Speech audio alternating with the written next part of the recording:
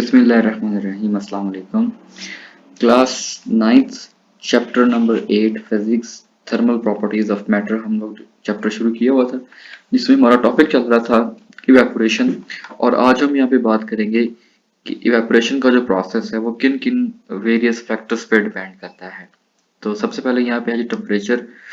अब देखेंगे, अगर आपके पास किसी भी मटेरियल का टेम्परेचर ज़्यादा ज़्यादा होगा, टेम्परेचर उसका हाई होगा, तो इसका मतलब ये है कि वहाँ पर जो rate of escaping out of the molecule है from the surface of the liquid वो भी क्या होगा, ज़्यादा होगा। इसका मतलब ये कि higher the temperature higher the vaporation process takes place. और अगर आपके पास टेम्परेचर की वैल्यू कम होगी तो जो रेट ऑफ वेपोरेशन है वो भी क्या हो जाएगा, कम हो जाएगा, या escaping out of the molecule from the surface of the liquid वो भी क्या हो जाएगा, कम हो जाएगा आपके पास। सेकेंडली यहाँ पे जो ऑपरेशन है वो डिपेंड करती है सरफेस एरिया पे। अगर हमारे पास सरफेस एरिया ज़्यादा होगा तो इसका मतलब ये कि more and more molecules escape out हो जाएंगे from the surface of the liquid. और अगर आपके पास सरफेस एरिया यहाँ पे कम होगा तो वेपोरेशन का जो प्रोसेस है वो स्लो डाउन हो जाएगा या वो भी कम हो जाएगा। एग्जाम्पल के तौर पे आप यूँ समझ लें कि आपके पास एक चाय का कप है और एक आपके पास चाय जो है वो प्याली में मौजूद है। तो इसका मतलब ये कि प्याली का जो सरफेस एरिया है वो ज़्यादा होता है as compare to the cup. तो जो चाय आपके पास प्याली के अंदर मौजूद है वो जल्दी ठंडी हो जाएगी एज कम्पेयर टू वो चाय जो कप में आपके पास मौजूद है। क्यों? क्योंकि कप का जो सरफेस एरिया है वो कम होता है, लेकिन जो प्याली है या जो प्याला है उसका सरफेस एरिया ज़्यादा होगा आपके पास। नेक्स्ट आपके पास है wind. Wind blowing over the surface of the liquid sweeps away the liquid molecule that have just escaped। अब यूँ देखें कि आपके पास किसी भी बीकर में पानी मौजूद है और उस पानी की सरफेस से मॉलिक्यूल जो है वो escape आउट हो रहे हैं, और अगर एक साइड से हवा चल रही है तो जल्दी जल्दी आपके जो मॉलिक्यूल्स हैं वो आपके एटमॉस्फेयर में स्प्रेड आउट हो जाएंगे। तो इसका मतलब ये कि वहां पर आपका जो वेपोरेशन का जो प्रोसेस है वो जल्दी हो जाएगा। This increase the chance of the more liquid molecule to escape out from the surface. तो इसका मतलब ये कि जो हवा होगी वो ये वजह बनेगी कि आपका जो वेपोरेशन का जो प्रोसेस है वो मजीद फास्ट हो जाएगा। नंबर फोर्थ आपके पास है जो नेचर ऑफ द लिक्विड, कि लिक्विड की जो नेचर है वो किस किस्म की है, वो जो आपका मटेरियल वेपोरेट हो रहा है वो किस किस्म के नेचर का है। जैसे अगर आप सिपरेट की बात करें और वाटर की बात करें तो जो सिपरेट आपका है वो बहुत जल्दी इन्वायरमेंट में वेपोरेट हो जाएगा, एस्केप आउट हो जाएगा as compare to the water. Separate a few drop of ethanol और ईथर और separate on your palm and you feel cool. अब देखेंगे वहां पे वेपोरेशन भी हो रही है, तो वेपोरेशन की वजह से आपका जो हाथ पर जो है ना वो कूलिंग इफेक्ट भी होगा और आपका जो सिपरेट है वो बहुत जल्दी ड्राई अप भी हो जाएगा। नेक्स्ट आपके पास जो टॉपिक है that is the thermal expansion.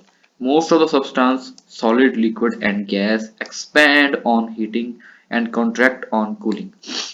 यहाँ पर ये एक बहुत इंपॉर्टेंट टर्म है कि आपके पास कोई भी मटेरियल है जैसे सॉलिड है, लिक्विड है या गैसेस है, वो एक्सपैंड होती हैं, वो फैल जाती हैं जब उनको हम टेम्परेचर प्रोवाइड करते हैं, और जब उसका टेम्परेचर डिक्रीज करते हैं तो वो कॉन्ट्रैक्ट या वो श्रिंक या वो सिकुड़ जाती हैं। There thermal expansion and contraction are usually small and are noticeable. लेकिन वो कहते हैं कि ये जो उसमें जो एक्सपेंशन जो फैलाव आ रहा है या उनमें जो कॉन्ट्रैक्शन आ रही है ये आपके पास माइनर लेवल की होती है जिसको नॉर्मली हम कंसीडर नहीं करते। However, these expansion and contraction are important in our daily life। लेकिन वो कह रहे हैं कि ये जो expansion है या जो contraction है ये हमारी डेली लाइफ में एक बहुत अहम किरदार अदा करती हैं। The kinetic energy of the molecules of an object depend upon temperature। जाहिर बात है कि जब आप फर्स्ट ईयर क्लास में जाओगे तो वहां पे आप एक रिलेशन पढ़ोगे, kinetic energy is directly proportional to temperature। इसका मतलब क्या है कि जैसे जैसे हम किसी भी मटेरियल को टेम्परेचर प्रोवाइड करते हैं तो वहां पे जो मॉलिक्यूल्स होंगे वो ग्रेटर वेलोसिटी के साथ आपस में कोलाइड करना शुरू कर देंगे। इसका मतलब ये कि वहां पर उन मॉलिक्यूल्स की जो काइनेटिक एनर्जी है वो बढ़ जाएगी। अगर काइनेटिक एनर्जी बढ़ेगी तो उनका जो रेट ऑफ क्लियर है वो बढ़ जाएगा। इसका मतलब ये कि वहां पर प्रेशर भी आपका क्या हो जाएगा, बढ़ जाएगा। The molecules of a solid vibrate with larger amplitude at high temperature। जाहिर बात है कि जब हम उनको टेम्परेचर या हीट या एनर्जी प्रोवाइड करेंगे तो जो मॉलिक्यूल्स होंगे या जो एटम्स आपके पास होंगे वो उस एनर्जी को गेन करेंगे, और जब उस एनर्जी को वो गेन करेंगे तो उनका जो एम्पलीट्यूड है वो बढ़ जाएगा। इसका मतलब ये कि वो लार्जर एम्पलीट्यूड के साथ वाइब्रेट या मूव करना शुरू कर देंगे। Thus, on heating, the amplitude of the vibration of the atoms or the molecules of an object increase. They push another further away as the amplitude of the vibration increase. The thermal expansion result an increase in the length. अब जब हम किसी भी material को thermal या heat provide करते हैं या उसको हम एनर्जी प्रोवाइड करते हैं या उसको हम टेम्परेचर प्रोवाइड करते हैं तो क्या होगा कि उसकी या तो लेंथ इंक्रीज होगी, विड्थ या उनकी जो विड्थ है, उनकी जो हाइट है वो इंक्रीज हो जाएगी, या थिकनेस या उन मटेरियल की जो मोटाई है उसकी जो थिकनेस है वो भी इंक्रीज हो जाएगी। इसका मतलब ये कि थर्मल एक्सपेंशन जो है वो तीन तरह के प्रोसेस करेगा, increase in length, breadth and the thickness of the substances. तो नेक्स्ट यहाँ पर आपके पास है कि linear thermal expansion in solid.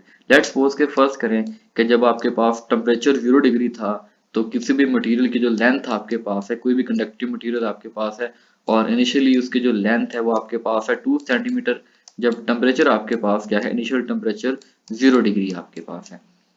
उसके बाद आपने उस मटेरियल का टेम्परेचर राइज किया, यानी कि उसका इनिशियल टेम्परेचर जो फाइनल टेम्परेचर आपके पास है, आप सपोज कर लें कि वो T डिग्री आपके पास टेम्परेचर है, फाइनल टेम्परेचर, ठीक है, और आपके जो मटेरियल की लेंथ है वो आपके पास कितनी हो गई है, 4 सेंटीमीटर हो गई है। इसका मतलब ये कि हीट प्रोवाइड करने से आपका जो मटेरियल है वो एक्सपैंड हो गया है, लीनियरली एक्सपैंड हो गया।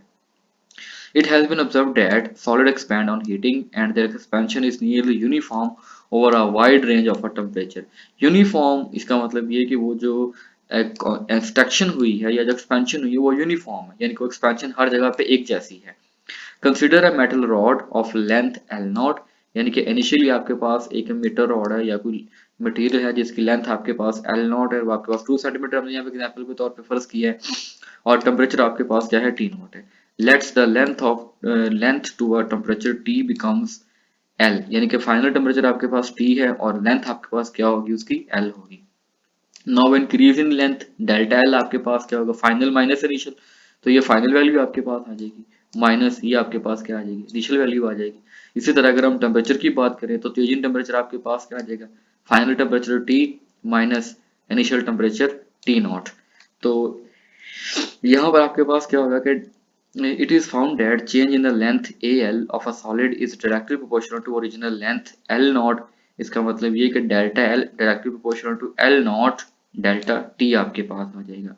और यहाँ से अगर हम डायरेक्टली साइन खत्म करते हैं इक्वल साइन आएगा प्लस कांस्टेंट अल्फा आएगा, delta L is equal to alpha L0 delta T। और यहाँ से डेल्टा L की वैल्यू आपके पास हमने क्या यहाँ पे कैलकुलेट की है, L माइनस L0, तो यहाँ पे ये वैल्यू आ जाएगी L minus L0 alpha L0 delta T। ठीक है जी। तो जब हम इस इक्वेशन को भी यहाँ पे लेके आएंगे तो ये इक्वेशन आपके पास इधर आके ये प्लस हो जाएगा, प्लस L0 आपके पास हो जाएगा। इसका मतलब ये कि यहाँ से हमने L0 कॉमन ले लिया तो हमारे पास क्या रह जाएगा, 1 plus alpha delta T, where alpha is the coefficient of the linear thermal expansion of a substance. और यहाँ से अब अल्फा की वैल्यू आपके पास आ जाएगी delta L over L0 delta T। अब यहाँ पर ये कुछ coefficient of a linear thermal expansion जो कि अल्फा आपके पास है, ये कुछ मटेरियल्स की उन्होंने वैल्यू आपको बता दी गई है कि जैसे एल्यूमिनियम का जो coefficient of linear thermal expansion वो आपके पास 2.4 10 की पावर -5 है। इस तरह ब्रास का बताया गया है, स्टील का बताया गया है, सिल्वर, गोल्ड, प्लाटिनियम। तो इस टेबल को भी आपने मेमोराइज कर लेना है, सम टाइम एमसीक्यूज में से इसमें से बन जाता होता है। नॉर्मली यहाँ पर जो एल्यूमिनियम है ये मोस्ट इंपॉर्टेंट कंडक्टिव मटेरियल है, तो इसकी जो आपके पास लीनियर थर्मल एक्सपेंशन कोफिशिएंट की वैल्यू है वो आपको पता होनी चाहिए, which is 2.4 into 10 की पावर -5। और यहाँ पर एग्जांपल भी आपको दी गई स्टूडेंट्स, इस एग्जांपल को भी आप लोग लाजमी सॉल्व आउट कीजिएगा। इंशाल्लाह नेक्स्ट लेक्चर में हम बात करेंगे वॉल्यूम थर्मल एक्सपेंशन के बारे में।